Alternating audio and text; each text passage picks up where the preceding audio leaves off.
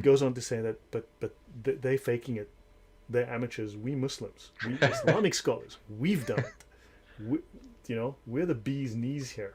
So Right. We got others to have open claimed, up that third eye, man. That's what we got to do. I understand. So let's continue. We have attained to Gnosis. They have attained to Gnosis.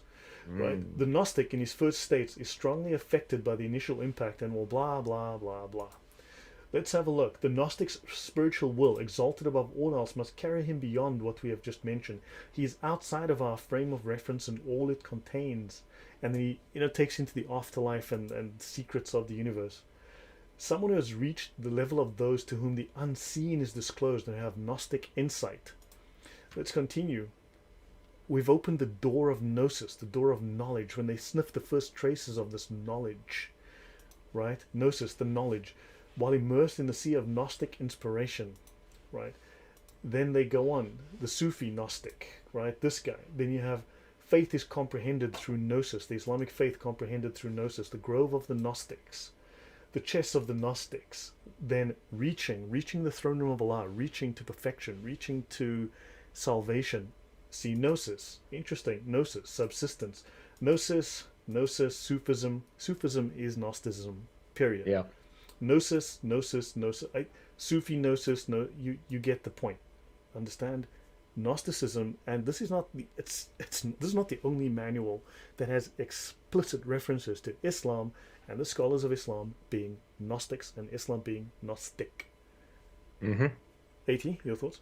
Well, and I think what's interesting about this is, first of all, so the idea of Gnosticism, I think, originates with the earliest Greek philosophers, who identified kind of the material world as being dirty and unclean and something unsavory, something Mm-hmm. that the internal spirit of a person should be transcending. Now, this idea came during what's known as the axial age. It's the age of kind of awareness and thought that people across the world became quote unquote enlightened to. So you'll see other major world religions such as Buddhism starting around that same time, talking about, leaving behind all of your attachments. Other religions such as Taoism came up around that same time, and same with Confucianism, if I Mm-hmm. said that correctly.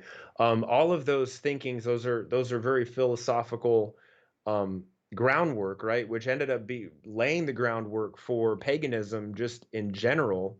And Lloyd, you and I did a video series talking about these mystery religions, and how they painted Jesus as this mysterious figure, and how they think Christianity is based in some sort of mystery religion. But Mm-hmm. now that we're going through this, you can actually see that Christianity is diametrically opposed to Yeah, these Greek and Gnostic ideas. And we so we're going we're to gonna continue bring to this up. go Yeah. through that. Yeah. So a couple of questions. Someone asked, is Nag Hammadi close to Mecca? If someone can find out what the distance is, check on Google Earth or something, or Google Maps. Find out what the distance is. That'll be interesting. Yeah. Nag Hammadi obviously is the major find of Gnostic texts, because prior to that, most of the Gnostic beliefs the ideas were found in the writings of early church fathers and others who wrote about them. But a cache of major Gnostic texts was found in Nag Hammadi, Egypt. And thus, these Gnostic ideas made their way back into the Western world, and the whole heresy revived itself and became Debit. I'll get into the monad, we'll get into all of that. Someone asked me, is Sufism the real Islam? Yes. Sufism is the complete expression of Islam. It is not just the following the law of Allah, obeying His will, it is also following, or rather knowing the character of Allah, contemplating the nature of Allah. I'll get into that. So Gnosticism is the cult of special knowledge. It comes from the Greek word the gnosis, or knowledge. Now, let's consider the strong overlap here with Allah. We're going to be talking about this. Gnosticism has a belief in a remote, supreme, absolute one deity called the monad. This is the Gnostic supreme deity, the supreme God, right? So Allah happens to be a remote, supreme, absolute one deity. Am I correct, At? Yes, completely incapable of entering into his own creation, even though he enters into his own creation on multiple occasions. Well, they'll explain that away for us. But so there's no differentiation in the monad, and there is no differentiation in Allah. right? The monad is beyond human thought, and human thoughts cannot reach it. It is beyond comprehension. This is precisely what Islamic scholars claim about Allah. There is no difference here, right? Let's continue. So, similarities with Allah, page 2. The divine monad is beyond the material and the rational world. Now, ask yourself, why doesn't Allah enter into the physical realm? Why doesn't Allah come to earth? Because Allah does not enter into the filth of creation, right? And I'm going to get into the story, but briefly speaking, the monad creates, right? The monad creates other beings, lesser beings, and one of these lesser beings, an evil lesser being, created the world. The world is made of matter. It's the lowest form of reality, and thus evil and dirty. And the monad is too pure to come into this realm. Allah does not enter the dirty physical realm. Thus, the Christian incarnation is unacceptable in Islam. Think of the polemic emphasis on Jesus as a baby being unclean within Islam. This is a very strong polemic.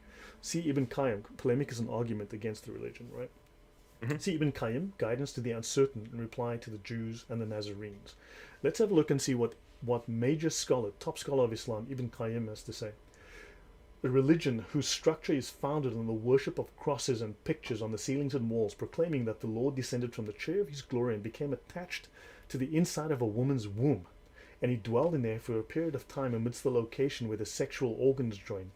Then he came out as a suckling, growing up, gradually crying, eating, drinking, urinating, sleeping, and playing with other children. Right? Wait a second. Playing with children is a disgusting thing. Yes. I thought the best of mankind played with a little child's dolls. Yeah, well, Islam wasn't meant to make sense, okay? Okay. These are the roots of those whose religion is entrenched in the belief that the Lord of the heavens and the earth descended from the authority of his greatness and his throne. Allah's throne is called the Arsh. I suppose you could pronounce it the Arsh. Allah sits on his Arsh. Anyway, descended from the authority of his greatness and throne and entered the vagina of a woman who eats, drinks, urinates, evacuates her bowels, and menstruates. Then he got attached to the inside of her abdomen and dwelled there for 9 months, wobbling. This is Jesus they're talking about, right? Wobbling between excrement, urine, and menstrual blood. Then he was born to be swaddled, put in the cradle, and each time he cried, his mother breastfed him. Then he ended up being slapped on the cheeks by Jews.